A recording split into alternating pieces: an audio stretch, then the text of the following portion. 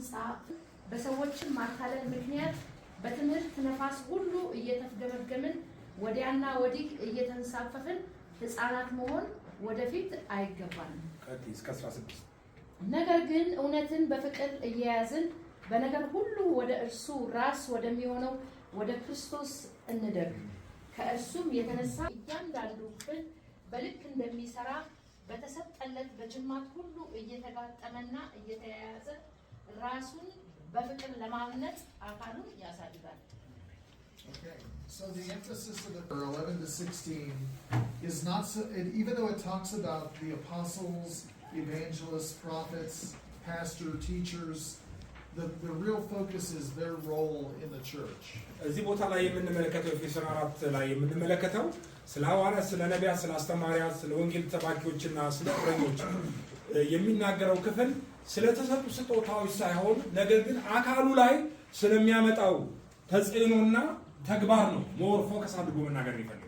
So their role in the church and then God's plan on how to make a church full of mature believers.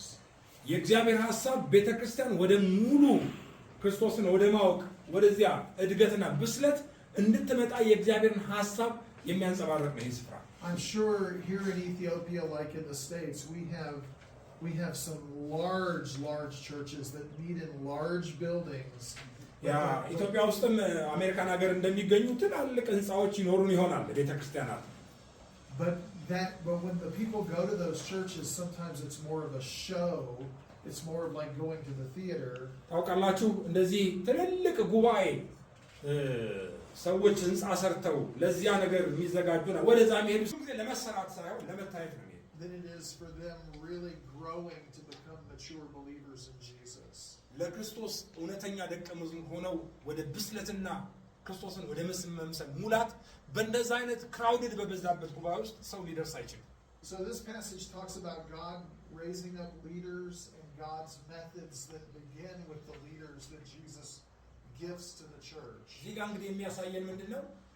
አገልጋዮች ተነስተው ሰዎችን ወደ ክርስቶስ ሙላት ማምጣት እንዳለባቸውና አገልጋዮች መታነጽ መዘጋጀት እንዳለባቸው። I'm not sure if yours has this word, the APEST. Is that how you say it, Jerry? The APEST model. Is that right? The APEST model. APEST. No, I say it. The APEST, right? Yeah. So how would you? APEST model የሚላለ So let's look and see what that means. Well, the A stands for apostles. የሚወክለው ሐዋርያ የሚለውን አፖስትል ሐዋርያ የሚለውን ነው የሚወክለው። I've met some people who refer to themselves as apostle. አንዳንድ ሰዎች አጋጥመውኛል ራሳቸውን እኔ ሐዋርያ ነኝ ብለው የሚጠሩ ሰዎች። So do the 12 apostles still exist today? እነዛ የበጉ ሐዋርያት ዛሬ ላይ አሉ ወይ? ከክርስቶስ ጋር የነበሩ የበጉ ሐዋርያት ተብለው የሚጠሩ ዛሬ ላይ እነዚህ ሐዋርያት አሉ ወይ? No. So did anybody take their place of one of the 12? ስለዚህ ከነዚህ ከ12ቱ መካከል የአንዳቸውን ቦታ ሊይዝ የሚችል ዛሬ ሐዋርያ ነኝ ብሎ የሚጠራ ሰው ሊኖር ይችላል። After Judas betrayed Jesus, one did, right? They drew lots to pick one. እና በይሁዳ ምትክ አንድ ሰው ለመተካት ጊዜ ፈጅቶ ነበር በእነሱ መካከል እንኳን። And then the apostle Paul was also identified as an apostle. እና ጳውሎስ ራሱ ሐዋርያ ሆኖ የተጠራ ሰው ነው፣ ግን ሐዋርያ ተብለው ለመቀበል ግን ብዙ ችግር ነበር። What does the word apostle mean? What's the meaning? ሐዋርያ ማለት ምን ማለት ነው? Okay. It just means to send out. የተላከ ማለት ነው። ሐዋርያ ማለት የተላከ ተልኮ